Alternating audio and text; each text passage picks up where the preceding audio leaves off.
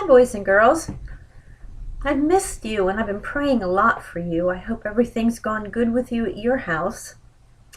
The last time we had Bible treats together, we finished our lessons on a big word that we had studied. And that word, do you remember? Perseverance. Do you remember what it means? Don't quit. Stick with it.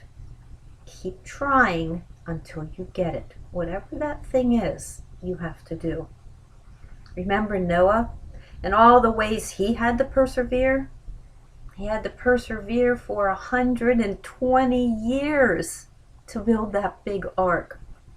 And then he had to persevere through the people making fun of him and laughing at him, but he didn't quit. He just persevered. Do you remember how else he persevered? Yeah, he had to gather all that food for all of those animals. He didn't quit. He kept going and he kept going. He persevered. And then we learned a story about Marcus and Miranda. Remember the big class contest they were having in school? Everybody had to get their row colored in, the boxes in their row colored in. And if everybody in the class got all their boxes colored in on the chart, they got to go to the best playground in town. And they got to walk there because they were close enough to walk. Well, they had to do some hard things to color in those boxes, remember? They were having a little bit of trouble, actually. Marcus and Miranda and Jennifer, they couldn't seem to get some of the things, like tying the shoe. It was so hard, they just wanted to give up. And like writing their letters between the lines. It was so hard to stay in the lines when they wrote their letters. And reading a word. It's hard to read, to sound it out and get it just right. Well, it was hard, but they worked really hard and they persevered. Remember, they helped each other and they encouraged each other. I hope you're persevering, boys and girls, in your work you're doing at home that Mrs. Dorman is sending you. Persevere. Do your best. Don't hurry through it. Do your very best. Remember the song we learned? Let's sing it together. Little by little, inch by inch, by the yard it's hard, but by the inch it's a cinch. Never stare up the stairs, but step up the steps. Little by little, inch by inch. Most of life is lived that way, boys and girls.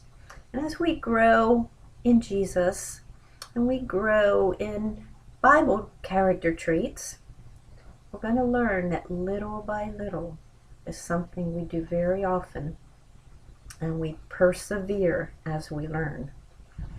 Well, we're going to leave persevere, but I want you to keep persevering.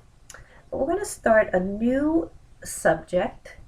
I'm just going to introduce it to you today, and next week I'll tell you a story. But how important it is to learn to be a friend. Do you know what a good friend is? How does a good friend act?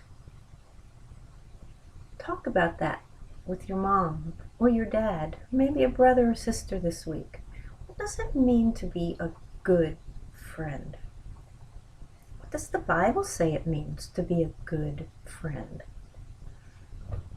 And do you know any Bible examples? We're going to talk about one, and it shows us how to be a very good friend. But first, we're going to learn a new rhythm. And here's how it goes. I'll say it, and you don't know it, so don't say it yet. Just listen to me say it, and then we'll say it together. Lick-a-lack-a, lick-a-lack-a, libbity air. A friend who cares likes to share. Let's try it together. Lick-a-lack-a, lick-a-lack-a, libbity air. It's like the air you breathe, air. Lick-a-lack-a, lick-a-lack-a, libbity air. A friend who cares likes to share. Do you know what it means to share?